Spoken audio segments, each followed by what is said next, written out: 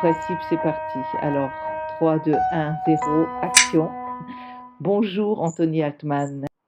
Bonjour Ali. Je suis très très heureuse de te recevoir. Donc, je vais te présenter. Aujourd'hui, je reçois Anthony Altman, qui est un écrivain très particulier, très original, qui a écrit un premier roman il y a 3 ans, je crois, hein, c'est ça, en 2015. En 2015. Voilà, qui peut se lire drame sans le E au bout, mais aussi D-R-A-M, hein, il y a des petits points entre. Et puis depuis, il a écrit des romans à quatre mains. Voilà, c'est ce qui fait d'Anthony un écrivain très particulier. Il écrit à chaque fois avec une femme, donc il a écrit un premier roman. Et en plus, ils sont tous d'actualité parce que il y en a un qui est sorti en octobre 2018, un autre qui est sorti à Noël, pour Noël, et un qui sort là au mois de janvier. Donc le premier, il s'agit d'un roman un peu spécial. Tu vas nous en parler un peu plus, bien sûr, tout à l'heure, même si c'est pas vraiment le sujet, mais comme ils sont tous d'actualité, on va un peu parler de tous en mettant le focus sur le dernier. Alors celui-là, il s'appelait Le Dernier Roman. Il a été coécrit avec Catherine Lang, qui est une autrice que j'aime beaucoup, qui écrit de très très beaux romans. Et là, vous avez décidé ensemble de, d'écrire qu'est-ce qui pourrait être le dernier roman dans cette société dans laquelle on vit, où l'intelligence artificielle remplace tout, où les produits remplacent aussi la littérature et où de très très très grands groupes font leur beurre sur des très petits auteurs. Mais ils sont nombreux, mais finalement peut-être les auteurs au bout d'un moment les gênent quand même, et ça serait mieux si c'était des robots qui feraient tout ça. Donc vous avez eu cette belle idée et vous en avez fait un très bon roman, un peu science-fiction, mais pas vraiment, parce que c'est pas très loin de nous, hein, tout ça. Alors ensuite, à Noël, avec Valérie Bell, que j'ai reçue justement en décembre ici, vous avez écrit ensemble un vaudeville absolument truculent, très très rigolo. C'est une pièce de théâtre et ça s'appelle Branle-bas sous le sapin. Et le titre, vraiment, le titre est très très bien choisi. Et celui qui sort en janvier, c'est un parcours de femme. C'est un, c'est plus un, bon, c'est un roman tout simplement, et que tu as écrit avec une autrice que je ne connais pas qui s'appelle Élise Veit, je ne sais pas comment on dit, Veit. Et le titre c'est Il faut beaucoup d'hommes pour faire une femme. Alors il paraît que tu es à l'origine de l'écriture de certains de ces romans. Et du coup, tu as fait des ponts entre ces romans. Alors, tu vas nous expliquer pourquoi, comment. Oui, alors, donc en fait, mon premier roman en coécriture, c'est le dernier roman avec Catherine. Voilà. Oui. Euh, voilà, ça a commencé comme ça. Euh, En fait, le point de départ, c'était il y a, je pense, 20 ans maintenant, c'est le Loft Story, la première émission de télé-réalité. Voilà, moi, quand j'ai vu ça, je me suis dit, là, c'est le début de la fin, il se passe vraiment quelque chose, il va vraiment se passer. Il y aura un avant et un après. Voilà. Ça a commencé comme ça dans mon esprit, hein, ce dernier roman. Et donc, l'idée de départ, c'était de faire comme le Love Story, on prend 12 auteurs, on les enferme pendant 4 jours, ils sont filmés par 50 caméras, il y a 90 micros, etc. etc. Bon, on a transposé aussi avec Catherine, on a mis les moyens actuels, c'est-à-dire qu'à l'époque, il n'y avait pas tous les réseaux sociaux, donc en plus, il y a les réseaux sociaux. Et puis, ce qui m'amusait aussi, c'était qu'il y ait une histoire dans l'histoire. Donc, le truc qui a amusé Catherine aussi, on s'est bien marré, c'est de présenter ce dernier roman, de le présenter au speed dating Amazon, voilà, en disant, ces deux auteurs qui arrivent au salon du livre, sur le stand Antiope, hein, bon, avec un grand A, et puis ils passent un speed dating. Donc là, les membres du jury nous ont regardé un peu qu'est-ce qu'ils font ces deux-là là? C'est quoi cette histoire? Voilà. Et ils ont 4 jours et 4 nuits. Voilà, après on a fait de la fiction. Mais bon, ils ont 4 jours et 4 nuits pour écrire un roman. Il y a 12 auteurs, comme il y avait 12 candidats à l'époque. Et puis il y a un des auteurs qui n'est pas tout à fait comme les autres. Voilà.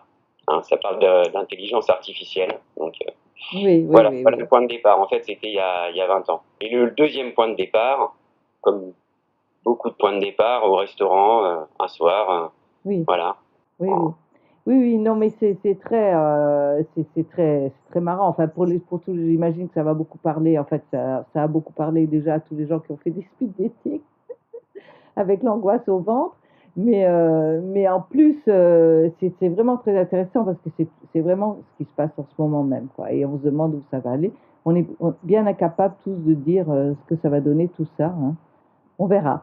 Mais ce que j'aime beaucoup et ce qu'on ressent tout à fait dans le roman, c'est enfin, votre enthousiasme.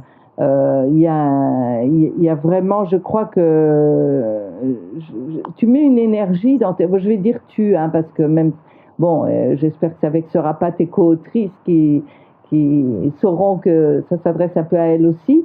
Euh, Quand tu écris, il y a un enthousiasme, il y a un élan, il y a une énergie qu'on ressent. Alors ça vient de ta personnalité certainement, mais en tout cas, ça passe entre les lignes. Et c'est moi ce que j'aime particulièrement quand je lis ce que tu écris. Alors celui de décembre, vas-y, parle-nous un peu de ce vaudeville. Ah, D'où vous est venue l'idée en fait? alors avec Valérie, eh bien, voilà. Pourquoi j'écris à quatre mains? Je pourrais pas t'expliquer. Euh, je sais pas. Là, je laisse aller. Je me laisse aller. Je contrôle pas. Voilà, je ne Oui, contrôle pas. À la base, il y a quand même Laurent Bettoni que je tiens à remercier parce que c'est lui qui est à l'origine enfin, comment dire, je voulais une méthode. J'écrivais un peu comme ça, n'importe comment, et donc j'ai eu la chance d'être accompagné par Laurent, qui m'a donné cette méthode, voilà, et qui m'a servi évidemment pour le premier roman pour Drame, et après qui m'a servi pour tous les romans qui ont été faits à quatre mains. bien sûr. Voilà, ça c'est le point de départ. Maintenant, pourquoi je suis passé de deux mains à quatre mains? Aucune idée. Moi, je ne sais pas pourquoi. Voilà. Donc, Des rencontres. voilà. Et avec Valérie, donc au salon du livre, avec Valérie Bell, l'histoire de ce sapin, en fait, elle commence un an auparavant, puisque à la base, elle a écrit une nouvelle qui s'appelait Panique sous le sapin. Voilà, une nouvelle qui en fait qu'on a reprise et puis qu'on a mis à la mode vaudevillesque. Voilà. Euh, Bah, ça nous a pris comme c'était très très marrant. On a fait ça à distance en un mois, comme ça, Génial, génial. en un mois. Mais à la base, on a décidé et on a d'ailleurs commencé à écrire un livre euh, très sérieux, voilà, un livre qui sortira à la fin de l'année, on l'espère. Et donc, ces chemins faisant, on a comme ça pris un chemin de traverse et ça a donné ce branle-bas sous le sapin. Euh, Génial, génial. Ah, j'aime voilà. beaucoup ce que tu dis parce qu'en fait, on sent qu'il y a une rencontre, qu'il y a en même temps donc ce désir d'écrire ensemble. Et puis, finalement, c'est peut-être un moyen de mieux vous connaître parce que c'est vrai que pour écrire ensemble, je crois qu'il faut quand même bien se connaître parce que il faut se comprendre à demi-mot. Il faut. Alors, à la base de tout, sauf avec Steve, qui n'a jamais écrit, hein, euh, on a lu chacun les livres les uns des autres. Hein. On s'est chacun lu. Donc on se connaît pas, mais quand même, Oui, on a un œil de lecteur, un œil d'auteur. On se connaît quand même un petit peu quand même. Hein. c'est Voilà. vrai, c'est vrai. Il y a des affinités qui se créent avant même qu'on se soit parlé, quoi. Oui, Voilà. oui, oui, Ça a été le cas pour Catherine, c'est le cas pour Valérie. Ellie, c'est une vieille copine avec qui on faisait du théâtre il y a 20 ans, donc, mais oui. qui a jamais écrit de sa vie. Voilà, donc c'est parti d'une façon différente. Mais bon, voilà, il y a quand même un aspect, voilà, il y a de l'intuition aussi. Voilà. Oui, oui, ben oui, bien sûr.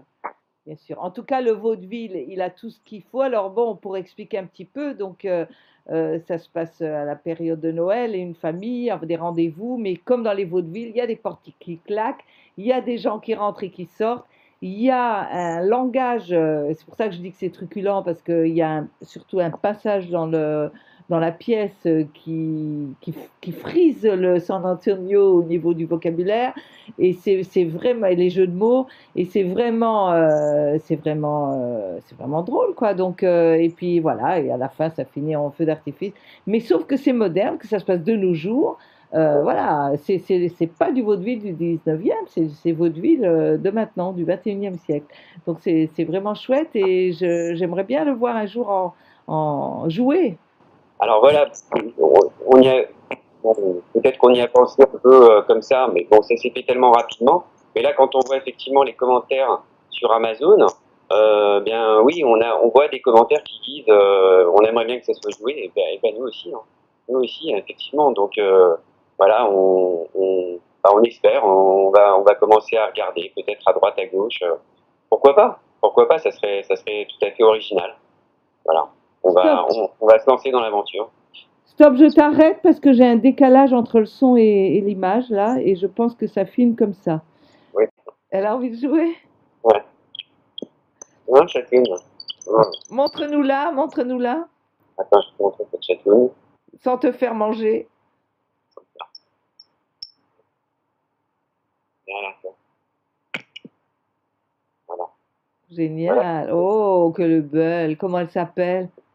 La chatoune. Chatoun. Oh, que le belle. Elle me voit? Bonjour, Oui, bonjour. La séquence de gagatisme. Bon, alors donc, oui, on a une spectatrice qui s'est invitée, mais donc moi, j'aimerais bien voir, j'aimerais beaucoup voir ce vaudeville jouer au théâtre. ah ben, nous aussi. Nous aussi. Et finalement, les commentaires sur Amazon ben, nous donnent encore davantage envie. Ben, on se prend au jeu, alors pourquoi pas, on va essayer de voir dans cette direction, ça serait rigolo. Ouais, ça serait chouette, ça serait chouette. J'espère que j'aurai une place pour venir vous voir. Voilà, on ira. Et alors, on arrive au livre dont on va parler aujourd'hui plus particulièrement. Il faut beaucoup d'hommes pour faire une femme, hein. C'est le titre du livre, coécrit avec Elise Weiss. Et ce livre, eh bien, c'est un. Là, tu vas un peu plus loin. C'est vraiment un parcours de femme, un destin, les relations entre les hommes et les femmes. Et en fait, bon.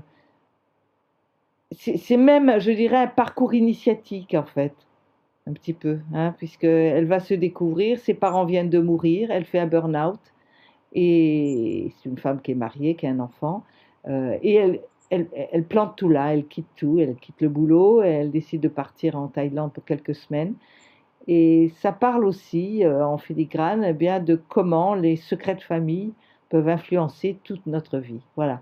Alors vas-y, dis, j'en ai déjà pas mal dit, mais toi, tu vas nous faire un petit pitch peut-être. Oui. Oui, à l'origine de tout ça, c'est effectivement ce qu'on appelle le transgénérationnel, c'est-à-dire la répétition d'événements à une même époque, de génération en génération. Les non-dits, les secrets de famille, bon, c'était déjà le même thème dans Drame, hein. C'est un livre transgénérationnel. Donc ça, ce thème-là me parle. Et donc effectivement, au départ, dès la première page, elle est en crise, hein, quand elle est en crise. Mais c'est une crise qui couve depuis longtemps, sourdement, qui est toujours là en toile de fond. Il y a une culpabilité vis-à-vis vis-à-vis de son mari, de ses enfin de sa fille, de ses parents. Il y a voilà, il y a quelque chose. Il y a déjà quelque chose. Donc effectivement, elle est mûre pour prendre la décision de partir en Thaïlande. Elle le décide comme ça. Elle fait un jogging. Là, je spoil rien. Hein, c'est vraiment Oui. la première page, hein, les premières pages. Et elle décide comme ça. Elle dit là, je peux plus. C'est fini. Il faut qu'il se passe quelque chose. Et elle décide de partir en Thaïlande. Ok. Seule. Seul, oui, seul. oui, bien sûr, bien sûr. Voilà. Oui, seul pour Bon, faire le point, voilà, pour une sorte de point qu'elle décide de faire. Alors, ce qui m'a interpellée quand même dans ce livre, c'est que euh, il y a, il y a plusieurs, il n'y a pas un personnage masculin. Un personnage masculin, il est protéiforme, il est sous la forme de plusieurs hommes qui apparaissent dans le. Ben, c'est le titre, hein, il faut beaucoup d'hommes pour faire une femme. Donc c'est pour ça que je dis que enfin en tout cas tes titres sont toujours vraiment pile poil le reflet du roman, puisque là donc ben, il y a plusieurs hommes. Mais est-ce que tu te reconnais dans l'un d'eux ou dans tous, dans aucun ou plutôt dans l'héroïne féminine? Comment tu fonctionnes par rapport à tes personnages? évidemment, c'est toujours, tu es auteur, tu es autrice et auteur, et toi tu es autrice, moi, tu es auteur. Évidemment, on est toujours quelque part, hein. C'est même plus facile, je veux même dire qu'on se dévoile plus entre les lignes quand on écrit une fiction que quand on écrit une autobiographie. Je parle pas pour moi, bien sûr, hein, parce que j'ai pas fait grand-chose, mais on se dévoile beaucoup plus en fiction qu'en autobiographie, c'est sûr. Donc, oui, je suis un peu dans tous les personnages, on va dire. Voilà. Et Élise, la co-auteure, aussi. Euh, à chaque fois, à chaque nouvelle expérience, d'écrire avec quelqu'une pour l'instant, peut-être un jour un homme aussi, c'est une façon d'écrire une méthode différente. Et oui, Ça, ça c'est c'est intéressant. Comment tu fais alors? c'est quatre mains que je fais, donc je vois que c'est ça qui m'intéresse aussi. Alors inconsciemment, hein, ça se fait comme ça. Et donc avec Élise, euh, Élise sur ce livre-là a écrit beaucoup plus comme un homme et tout pas comme une femme. Voilà, c'est le contraire. Ah Voilà. d'accord, vous avez un peu inversé en fait les. Là, on a laissé filer comme ça, mais je constate avec un petit peu de recul que la manière d'écrire un d'Élise est beaucoup plus masculine que la mienne sur ce Mais livre. qu'est-ce que tu veux dire par là, c'est-à-dire? Ah bah, ce que je veux dire par là, c'est que les scènes, par exemple, à Pontry, voilà, elles sont pas, je sais pas, à l'époque, en tout cas, je savais pas écrire comme ça. D'accord, Voilà. Donc, je vais d'accord. laisser. Donc, Après, il y a un mélange. Après, le plus difficile dans les quatre mains, c'est qu'il n'y ait pas de rupture de style. Voilà. oui, bien sûr, Voilà. bien Donc sûr. après, on colmate, on Oui, habille, bien sûr. Et puis, on- comme vous relisez ce qu'a écrit l'autre, j'imagine, vous apportez des choses et vice-versa. Enfin, voilà, ça arrive pas brut, intouchable. exactement. Mais de prime abord, sur ce livre-là, en tout cas, elle a une écriture plus masculine et moi beaucoup plus. Tu veux dire que tu étais plus occupé pour rentrer bien dans les stéréotypes, tu t'es plus occupé du côté sentimental et elle plus du côté cru ou... Ah, non, enfin oui, non. Enfin, disons que c'est quelque chose, c'est le sentiment que tu as eu, mais c'est peut-être pas. Il fallait Euh, de la profondeur, en tout cas. Il fallait de la profondeur pour les personnages. Le personnage principal étant une héroïne, naturellement, je me suis dit, je suis pas une femme, mais en tout cas, XY à moitié. Donc, il faut l'aide d'une vraie femme. Voilà. Ah, Il faut, d'accord. Non, enfin, je sais pas, oui, je sais pas. C'est compliqué ces histoires, c'est sûr, hein. Mais bon, je pouvais pas me, j'ai pas l'imaginaire ou il fallait une femme pour écrire sur une femme, sur ce roman-là. oui, d'accord. Mais malgré tout, 80% du roman, c'est elle. Et comme vous êtes à deux à l'avoir écrit, j'imagine comme elle n'a pas écrit les quatre, enfin, vous êtes partagé le boulot. Donc tu as dû endosser le truc. Et puis pendant des siècles, il y avait quasiment que des hommes qui écrivaient, parce que les femmes n'avaient pas accès à la culture. Or, il y avait des héroïnes femmes. Donc tous ces Non, hommes parlaient des femmes ce que tu dis aussi. justement, Et ils en parlaient pas mal quand même. Parfois mal, mais parfois très bien. Donc, ce que tu dis justement, ça me touche et je vais faire une petite parenthèse sur l'origine du titre. ce titre, en fait, il faut beaucoup d'hommes pour faire une femme. Il m'a sauté littéralement, il m'a sauté dessus littéralement. C'est un extrait de livre de la première, d'une des premières féministes, une femme qui avait beaucoup de dons, qui s'appelle Hélène Hessel, et qui, pour la petite histoire, est la mère de Stéphane Hessel, indignez-vous. Voilà. Et pour la petite histoire, dans la petite histoire, un certain François Truffaut a écrit un film, enfin tourné un film qui s'appelle Julie Jim, joué par Jeanne Moreau. Le personnage joué par Jeanne Moreau, c'est Hélène Hessel. Ah, Voilà, d'accord. voilà c'est Ah, elle. je savais pas ça. Voilà. Et donc c'est une féministe avant l'heure. Bon, moi, ce que tu viens de dire, pourquoi je te parle de ça, c'est parce que ce que tu viens de dire par rapport aux femmes et la littérature, bah voilà, c'est moi j'ai ressenti ça aussi, c'est mon côté, on va dire mon côté féminin. Voilà, donc ce titre-là, je me suis dit, il est parfait. Voilà, c'est ça. Je peux Super. faire une femme. Alors voilà. Alors après, en parlant un peu autour de moi, certains disent ah bah oui, mais c'est quand même un titre assez macho, assez macho. Non, c'est Non. tout le contraire. C'est tout le contraire. Parce Oui, que c'est c'est tout le pas contraire. nécessairement des amants. C'est ça peut être le père, le grand-père, le fils, voilà, des amis. Voilà, c'est pas que des voilà. Ben, bien sûr, et puis en plus, c'est un peu ça ne veut pas dire qu'il ne faut pas des femmes pour faire une femme aussi, mais ça veut dire que les hommes ont une importance et d'autant plus, je veux dire, c'est une constatation, je dirais plutôt. Non, non, moi j'ai beaucoup aimé ce titre et je ne l'ai pas du tout vu comme un titre macho, mais alors pas du tout. Alors je vais en profiter. On arrive au moment que je préfère moi et qui est le moment où je vais lire un extrait de de ton livre. Alors j'ai choisi le début quand elle fait son jogging, hein. C'est en faisant son jogging un dimanche ensoleillé, froid et sec qu'Emmanuel a ressenti l'appel du large. Voilà quelques semaines. Un instant aérien sur les bords de Seine, tout a été synchrone.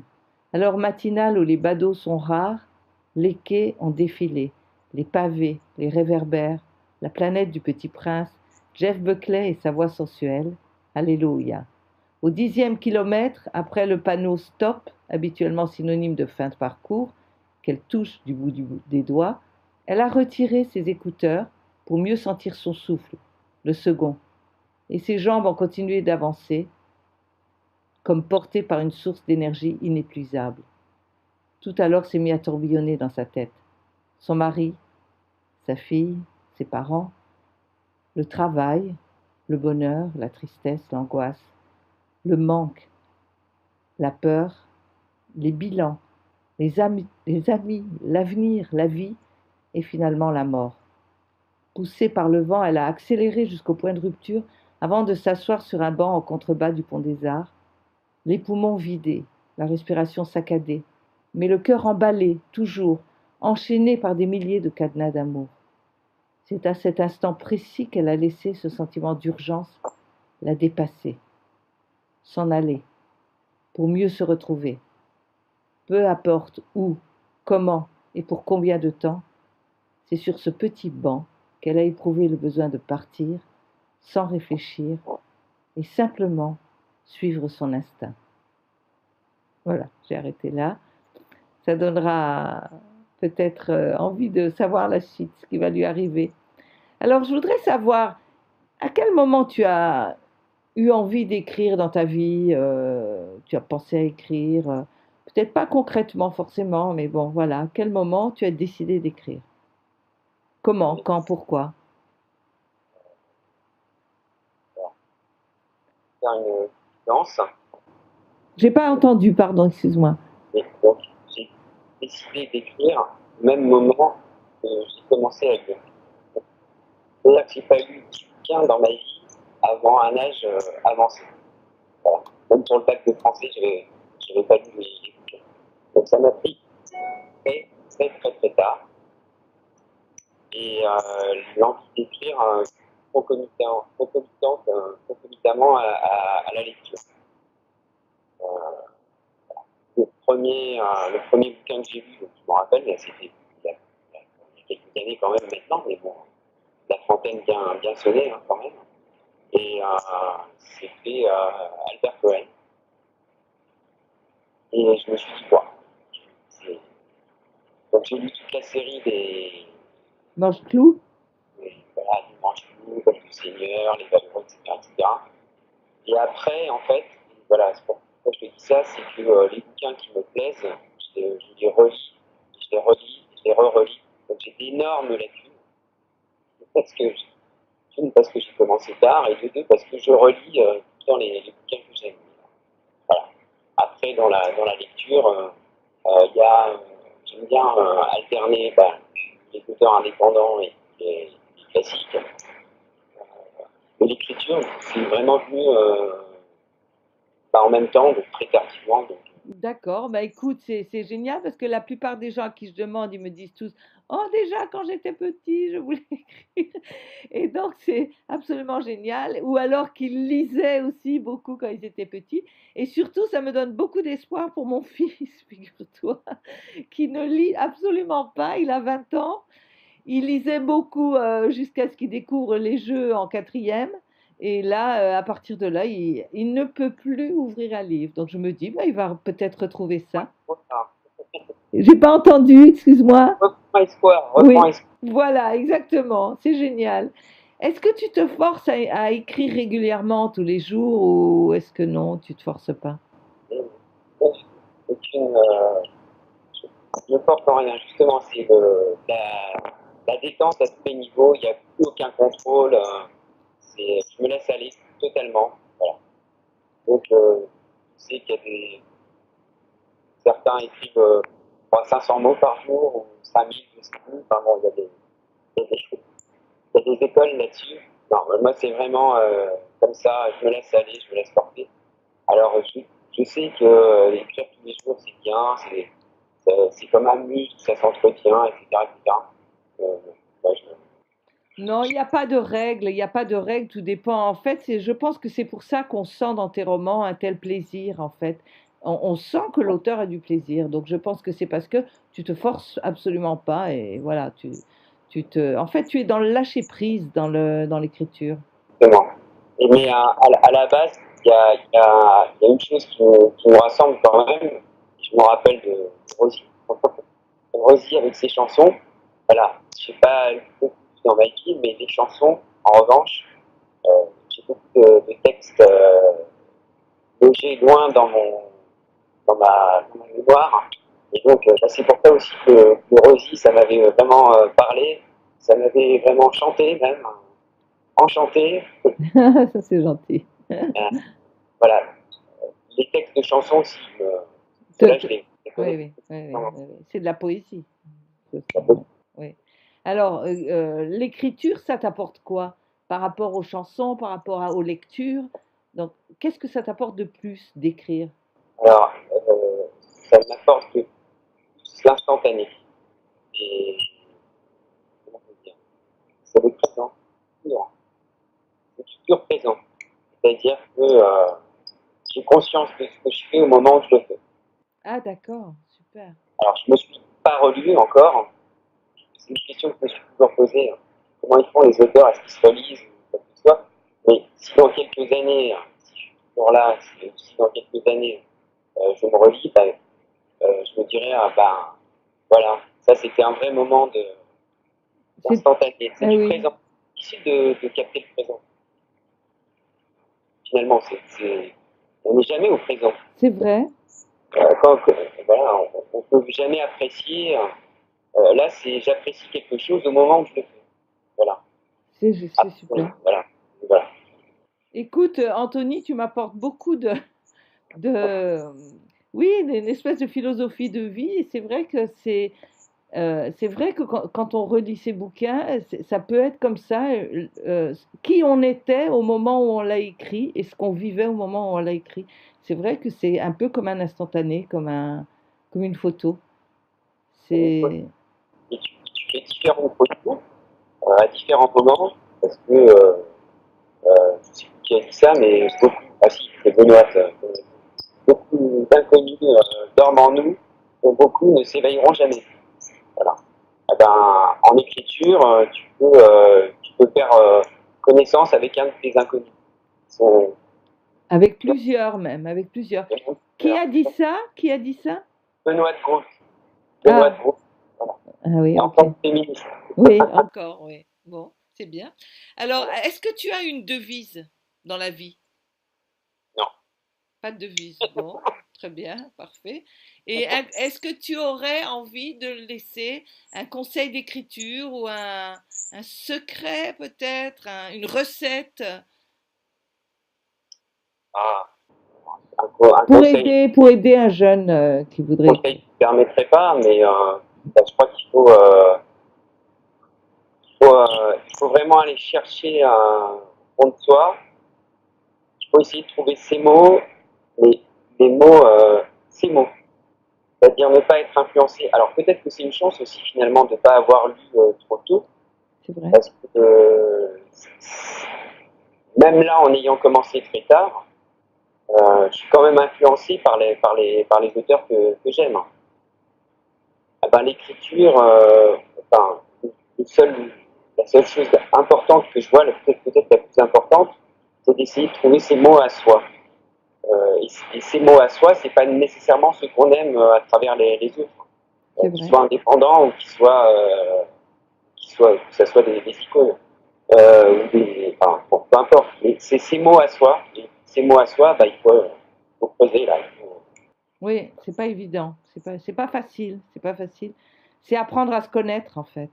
Apprendre à se connaître et passer un moment, mais vraiment en essayant de tomber le. Ouais. Voilà, il faut aller au fond. Oui, oui, oui.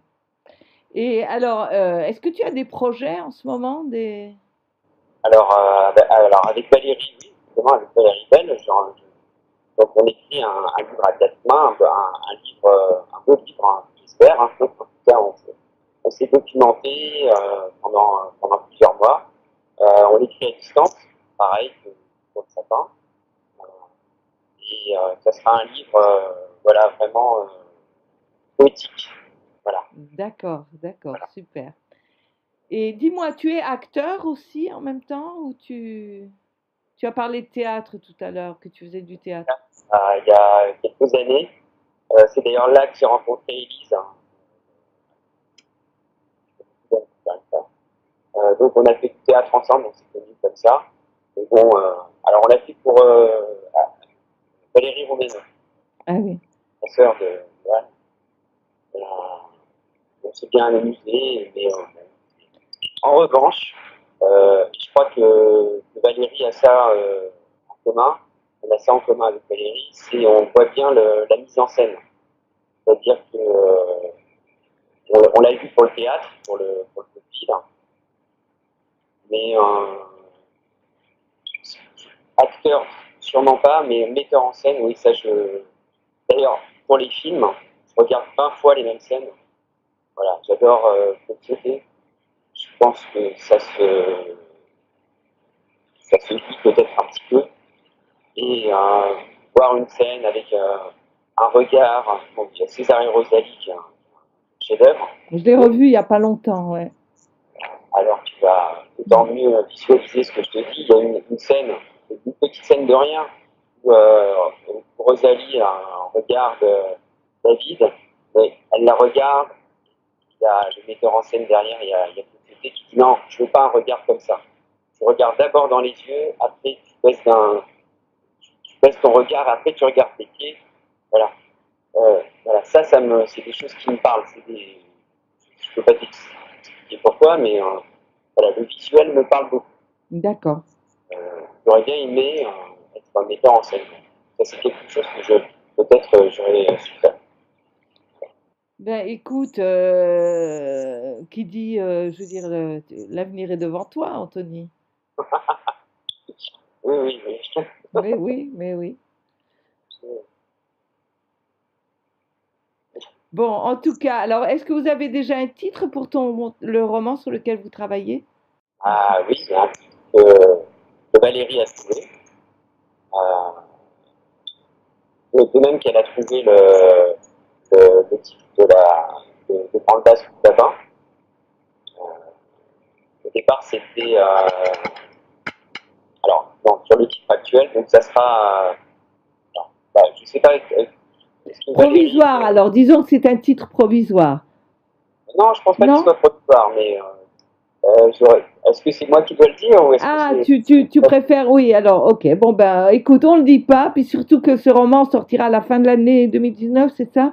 Oui, oui, j'espère. Oui. Bon, donc, c'est peut-être trop tôt pour dire pour dévoiler le titre. Alors, non, parce qu'en fait, on a déjà commencé à le dévoiler. Ah bon, alors tu peux le dire.